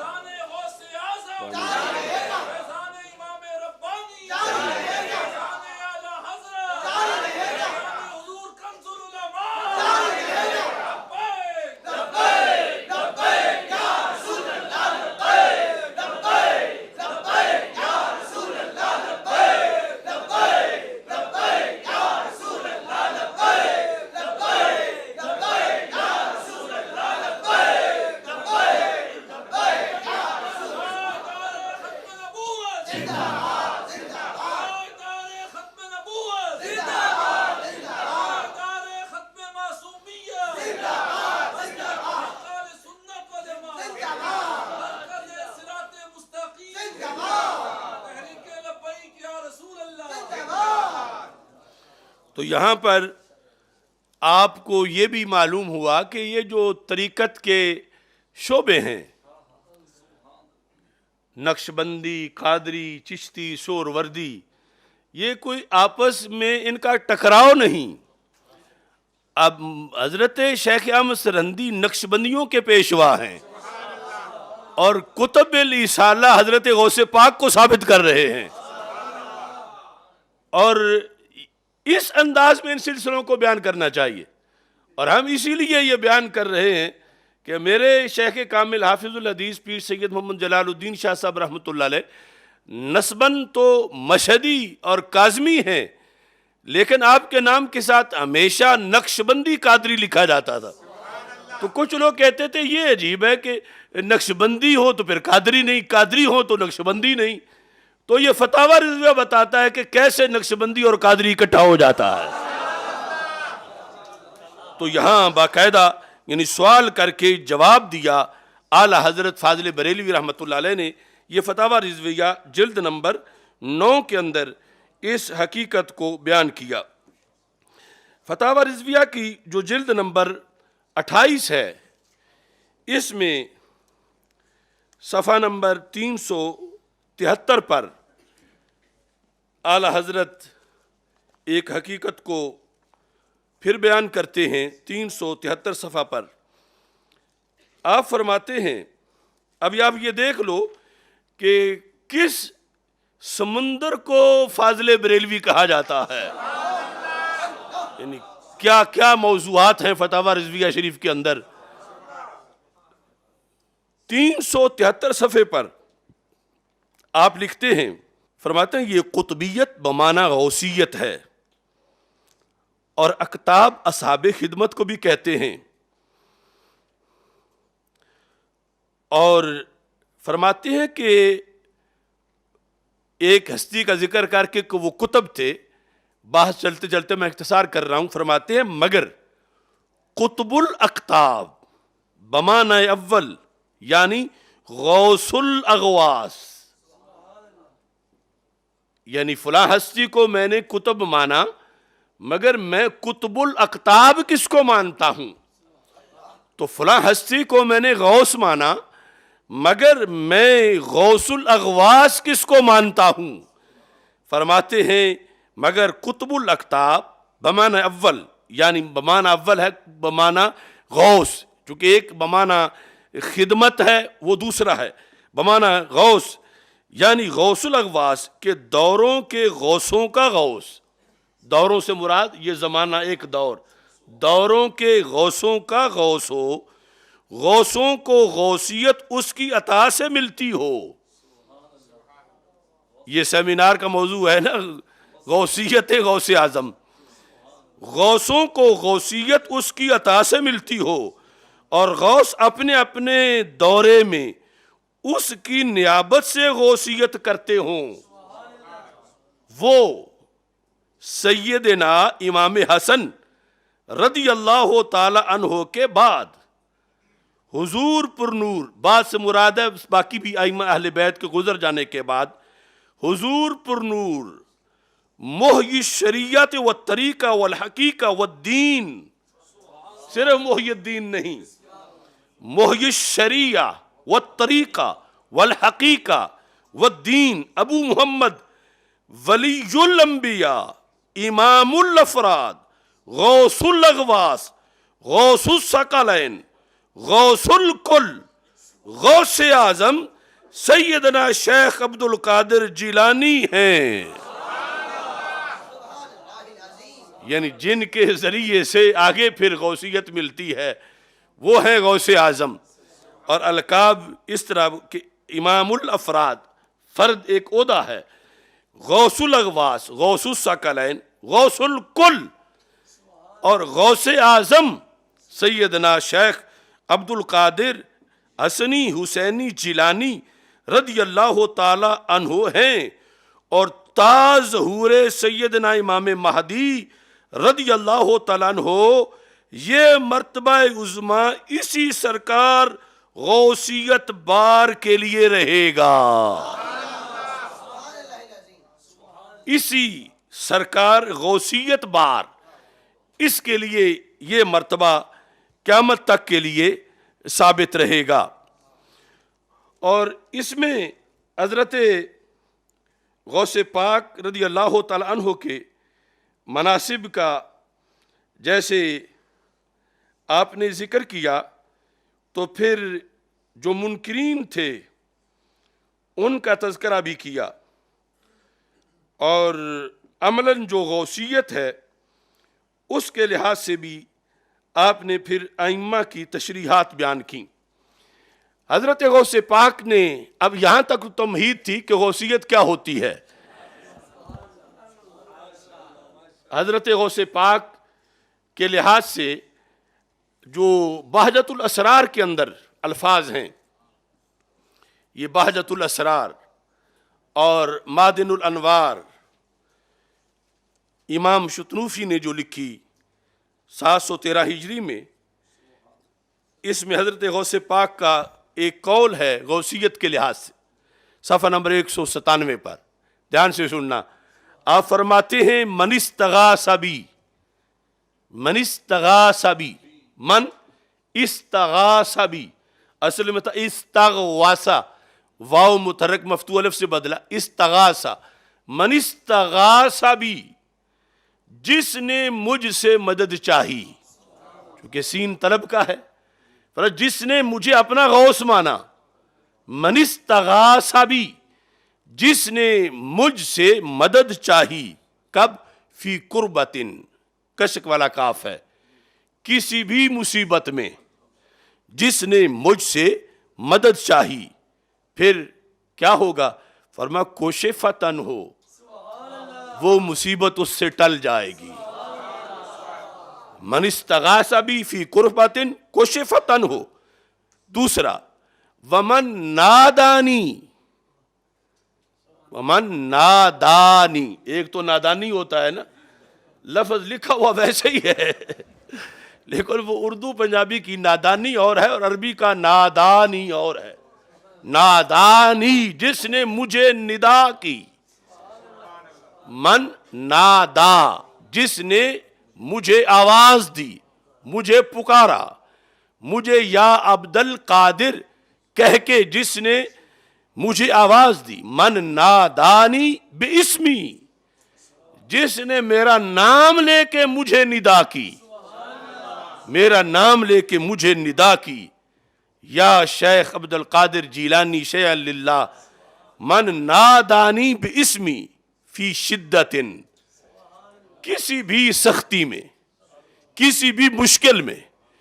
جس نے مجھے آواز دی، فرجتن ہو، وہ مشکل اس سے دور کر دی جائے گی۔ پہلے کوشفت ان ہو، پھر ہے فرجت ان ہو، اس سے وہ مشکل دور کر دی جائے گی۔ دو کام ہو گئے، پہلا یہ تھا من استغاث بھی، دوسرا من نادانی، اور تیسرا کہتے ہیں من توسل بھی، جس نے اللہ کے دربار میں میرا وسیلہ پیش کیا کہ یا اللہ غوث پاک کے صدقے یہ مشکل ٹل جائے، مجھے یہ مراد مل جائے۔ من توسل بی اللہ، جس نے اللہ کے دربار میں میرا وسیلہ پیش کیا، کب؟ فی حاجہ، کسی بھی حاجت میں، جس نے اللہ کے دربار میں کسی بھی حاجت میں میرا وسیلہ پیش کیا، فرمایا قضیت لہو، وہ حاجت پوری کر دی جائے گی۔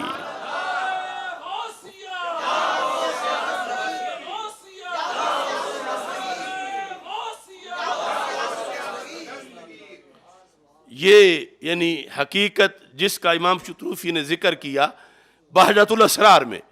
اور اس کے ساتھ ہی پھر آپ نے صلاۃ غوثیہ کا ذکر کیا کہ مشکلات کے اندر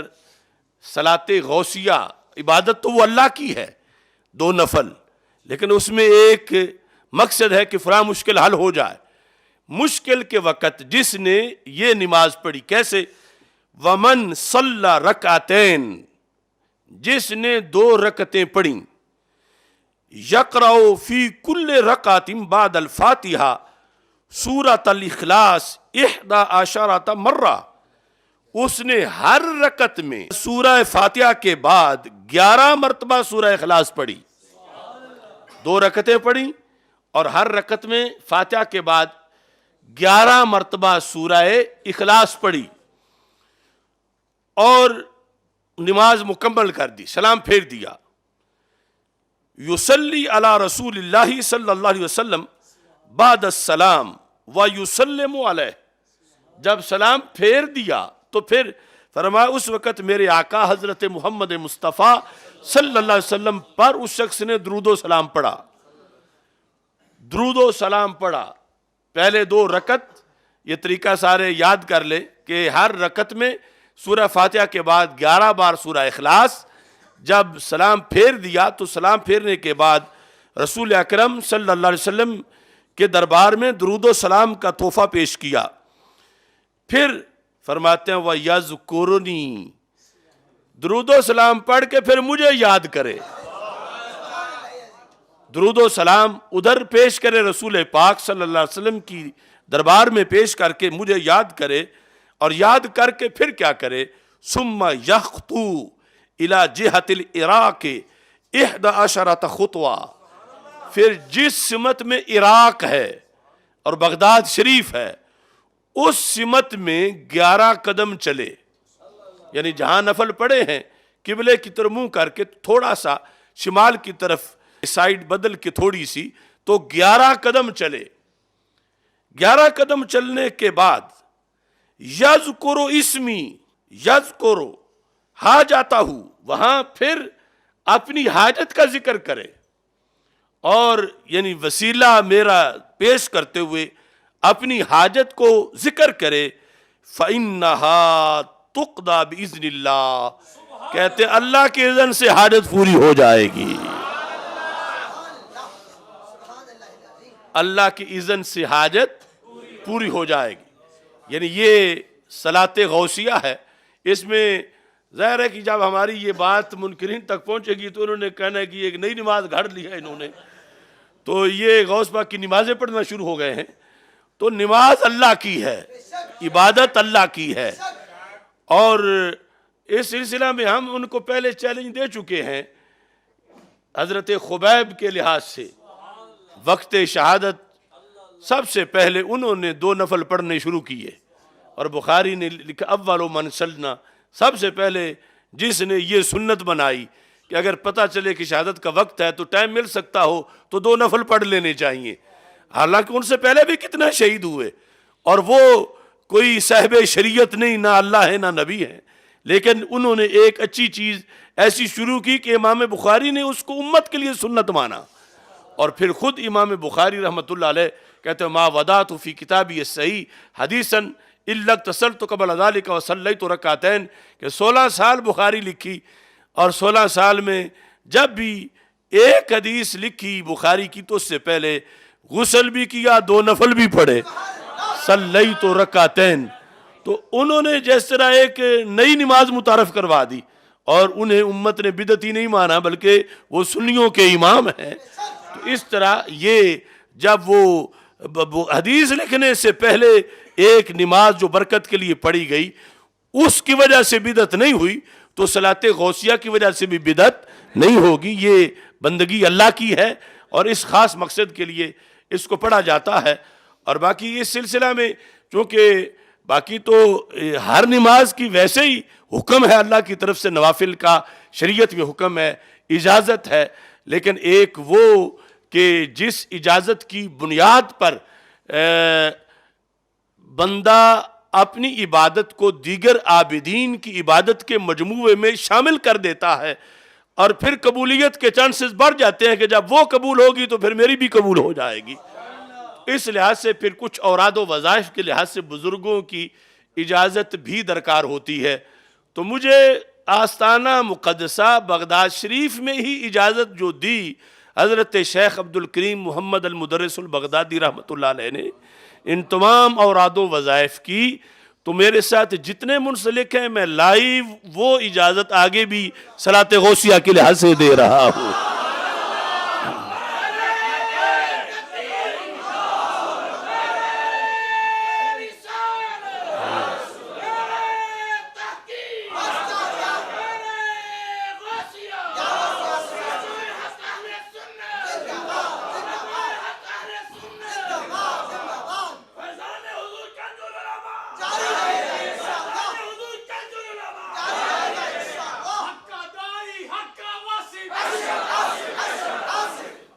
اس سلسلہ میں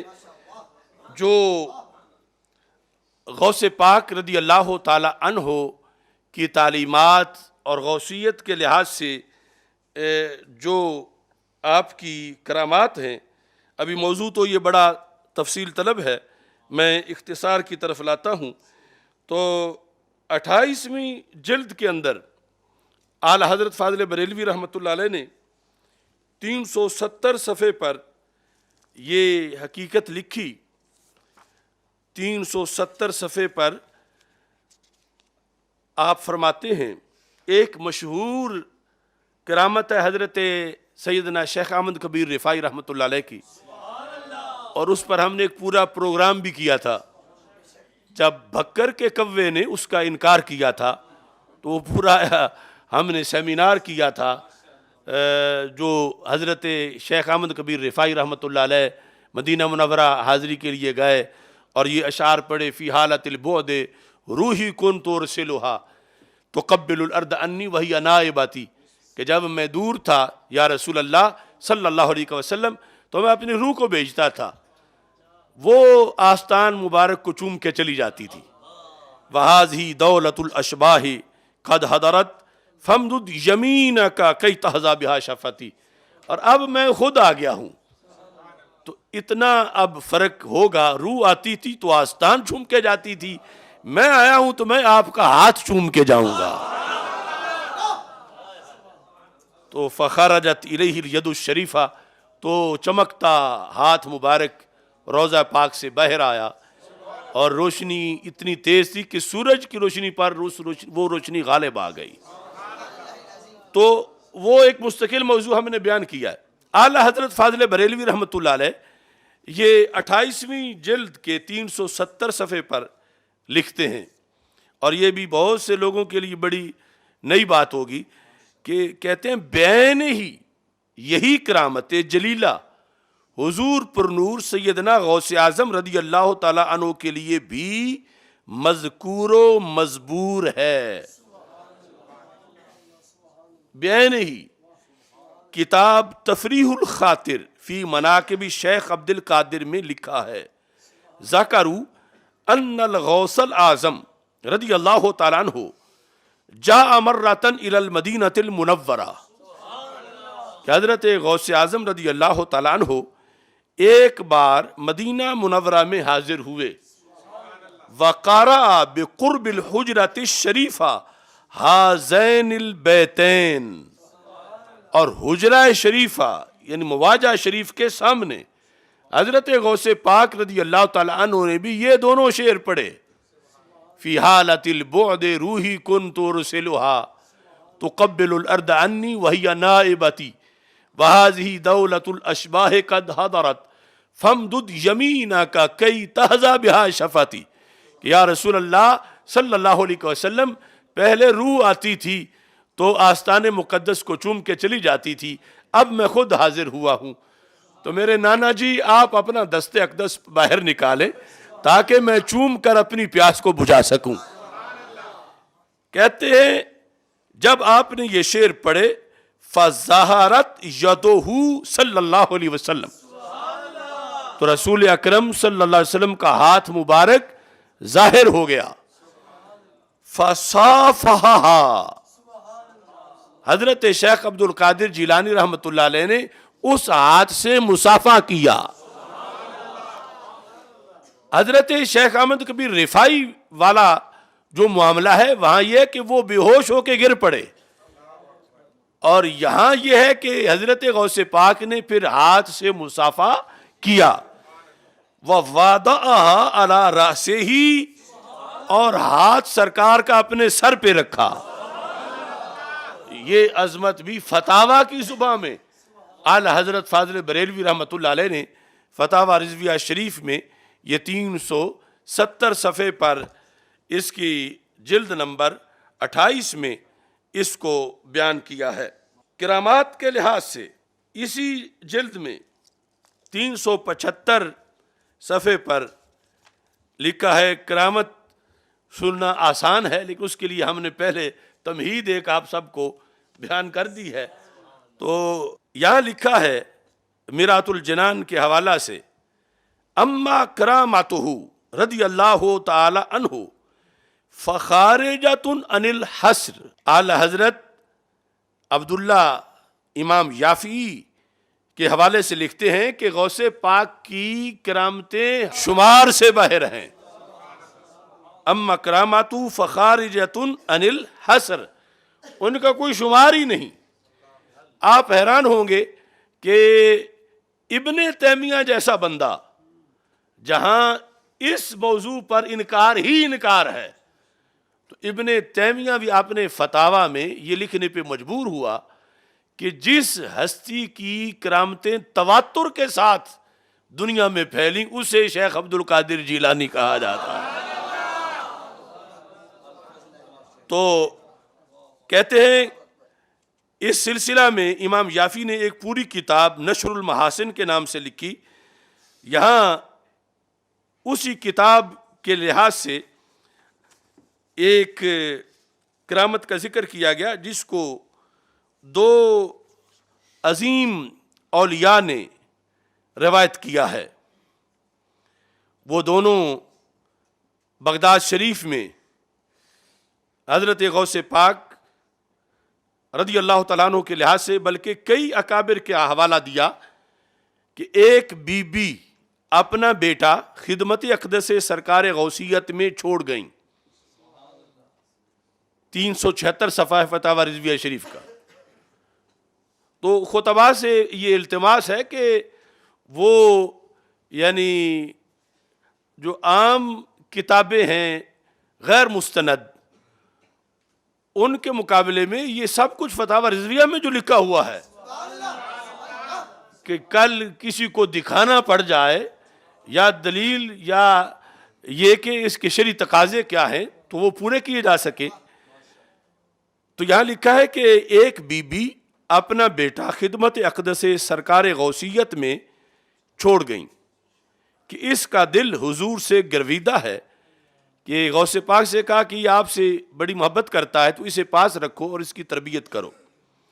میں اللہ کے لیے اور حضور کے لیے اس پر اپنے حقوق سے در گزری، حضور نے اسے قبول فرما لیا، کہا کہ یہ آپ کا ہی ہے، میرا نہیں، میں بس آپ کے پاس چھوڑ کے جا رہی ہوں۔ تو حضرت غوث پاک رحمہ اللہ تعالیٰ نے اسے قبول کر لیا، قبول فرما کر مجاہدے پر لگا دیا۔ یعنی غوث پاک کے پاس یوں تو نہیں رہنا تھا جس طرح آج کچھ کہیں جا کے لوگ رہتے ہیں اور چڑیے سے بن کے وقت گزار کے کئی آستانوں پر یا علماء کے پاس رہ کے پھر کچھ سال بعد چلے جاتے ہیں۔ حضرت غوث پاک نے اسے باقاعدہ مجاہدہ پر لگایا۔ مجاہدہ پر جب لگایا تو ایک روز اس کی ماں آئی کہ میں اپنے بچے کو دیکھ آؤں، تو بچہ مجاہدہ کر رہا تھا، دیکھا لڑکا بھوک اور شب بیداری سے بہت زار نزار زرد رنگ ہو گیا ہے، یعنی اسے حضرت غوث پاک نے مجاہدہ کے پیش نظر جو ریاضت اس سے کروائی تو اس کی وجہ سے اس کا رنگ زرد ہو گیا۔ مجھے یاد آ رہا ہے ہمارے استاذ علامہ عطا محمد بندیالوی رحمۃ اللہ علیہ، آپ سبق میں کئی بار قبلہ بابو جی رحمۃ اللہ علیہ گولڑا شریف والے ان کا یہ قول پیش کرتے تھے کہ وہ فرمایا کرتے تھے کہ اگر ولایت نام ہے کھانے کھانے کا، زردہ پلاؤ اور دعوتوں پہ جانے کا، تو پھر بڑا کوئی ولی نہیں ہے، یعنی روز ہی جو ہے مرید پکاتے ہیں، اور اگر جو ہے ولایت کچھ اور ہے تو وہ بڑی مشکل چیز ہے، یعنی اس کے لیے پھر بڑا مجاہدہ کرنا پڑتا ہے، تو یہ نفس کو اتنا سیر کرنے سے وہ نہیں آتی۔ یہ استاذ دوران سبق اس کو کلندرانہ کے طور پر پیش کرتے تھے۔ تو اب یہاں صورتحال یہ بنی کہ وہ بچہ ماں نے جب دیکھا تو رنگ اس کا زرد ہے، بھوکا رہ کے اور راتوں کو جاگ جاگ کے نفل پڑھ پڑھ کے یاد الہی میں رو رو کے بالکل اس کی حالت عجیب ہو چکی تھی، تو اسے جو کی روٹی کھاتے دیکھا، یعنی گندم کی روٹی بھی میسر نہیں تھی۔ حضرت غوث پاک رضی اللہ تعالیٰ عنہ کے پاس جہاں وہ رہائش تھی تو جو کی روٹی کھا رہا تھا، ماں نے آ کے دیکھا، ماں پھر ماں ہوتی ہے، اس وقت دیکھا کہ یہ تو اب بالکل لاغر ہو گیا ہے، اور روٹی بھی گندم کی اس کو نہیں دیتے، اس کو تو جو کی روٹی دیتے ہیں۔ جب بارگاہ اقدس میں حاضر ہوئیں، یعنی اس کے بعد حضرت غوث پاک سے ملی، تو حضور کے سامنے، غوث پاک کے سامنے ایک برتن میں مرغی کی ہڈیاں رکھی ہیں، مرغی یعنی وہ جو پکائی گئی ہو اور کھانے کے بعد جو ہڈیاں بچتی ہیں، ہڈیاں وہ پڑی تھیں، جسے حضور نے تناول فرمایا، یعنی سمجھ گئی کہ یہ اس جگہ بیٹھے ہوئے غوث پاک اور سامنے یہ دسترخوان ہے اور یہ ہڈیاں ہیں، تو انہوں نے ہی کھانا کھایا ہے۔ تو ماں کے دل میں پہلے خیال آیا اور پھر زبان پہ آ گیا، عرض کی اے میرے مولا، حضور تو مرغ کھائیں اور میرا بچہ جو کی روٹی، یعنی آپ تم یہ جو ہڈیاں بتا رہی ہیں کہ آپ نے مرغ تناول فرمایا ہے، اور میرا بچہ جو ہے اس کو میں نے دیکھا وہ جو کی روٹی کھا رہا تھا۔ یہ سن کر حضور پر نور، یہ لفظ غوث پاک کے لیے بولے، اعلیٰ حضرت نے فرمایا حضور پر نور نے اپنا دست اقدس ان ہڈیوں پر رکھا اور فرمایا قومی باذن اللہ الذی یحیی العظام، اللہ کے اذن سے کھڑی ہو جا، وہ اللہ جو ہڈیوں کو زندہ کر دیتا ہے، اللہ کے اذن سے اے مرغی اٹھ کے کھڑی ہو جا۔ تو حضرت غوث پاک کے ان لفظوں پر اعلیٰ حضرت لکھتے ہیں یہ فرمانا تھا کہ مرغی فوراً زندہ ہو گئی، صحیح سالم کھڑی ہو گئی اور آواز کرنے لگی۔ حضور اقدس نے فرمایا جب تیرا بیٹا ایسا ہو جائے تو جو چاہے کھائے۔ یعنی ابھی وہ اس مرحلے میں ہے، ابھی ولی بن رہا ہے، جس وقت وہ بھی ایسا ہو گیا کہ اس لفظوں میں اس کی ایسے تاثیر ہوئی کہ ہڈیوں کو کہے قومی باذن اللہ تو ہڈیاں مرغی بن جائیں، تو پھر جو چاہے کھاتا رہے۔ اس وقت وہ کھانا اس کے روحانیت میں رکاوٹ نہیں بنے گا، لیکن ابھی رکاوٹ بنتا ہے۔ اس واسطے ہم یہ اسے جو کی روٹی کی وجہ سے کوس کرا رہے ہیں۔ تو اس طرح کی یعنی ان گنت کرامات ہیں حضرت غوث پاک رضی اللہ تعالی عنہ کی۔ اس سلسلے کا انشاءاللہ اہم موضوع جمعہ کے دن گوجرانوالا میں جو غوث اعظم کانفرنس ہو رہی ہے انشاءاللہ وہاں پہ بیان کیا جائے گا۔ تو یہ ہمارا غوثیت غوث اعظم سیمینار، اس کے کچھ حوالہ جات جو تفسیر عزیزی سے، المیزان الکبریٰ سے، الاجوبۃ المردیہ وغیرہ سے رہ گئے ہیں، وہ کسی اور سیمینار میں انشاءاللہ شامل کریں گے۔ اللہ تعالی ہم سب کا حامی و ناصر ہو۔ آج کی اس تقریب میں خصوصی طور پر میں خراج تحسین پیش کرتا ہوں ایک عظیم سید زادے پیر طریقت پیر سید علی اصغر شاہ صاحب قدس سیر العزیز، اللہ تعالیٰ ان کو جوار رحمت میں جگہ عطا فرمائے۔ آج بکر میں ان کی نماز جنازہ ادا کی گئی۔ ہمارے عظیم فاضل سید علی اکبر شاہ صاحب زیدہ شرفہ، جو کہ جامعہ جلالیہ رضویہ مظہر الاسلام سے جنہوں نے فراغت حاصل کی اور پھر جامعہ میں وہ امام بھی رہے، مدرس بھی رہے، پھر گجرات میں پڑھاتے رہے۔ ان کے ابا جان حضرت پیر سید علی اصغر شاہ صاحب رحمہ اللہ تعالی بڑے سچے سچے سید تھے۔ یعنی وہ بظاہر یہ عالم نہیں تھے، تفصیلاً علم تو ان کے پاس کافی تھا، لیکن ان کے پاس بیٹھنے سے خوشبو آتی تھی سعادت کی۔ آج وہ رخصت ہو گئے دنیا سے،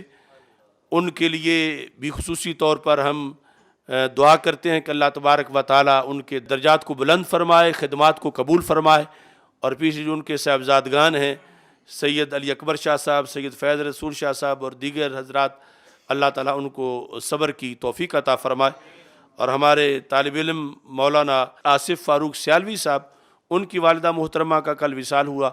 اللہ تعالیٰ ان کی والدہ محترمہ کو بھی فردوس میں بلند مقام عطا فرمائے۔ اب ختم شریف ہوگا اور اس کے بعد انشاءاللہ خصوصی دعا 11ویں شریف کی مانگی جائے گی۔ وآخر دعوایا ان الحمد للہ رب العالمین۔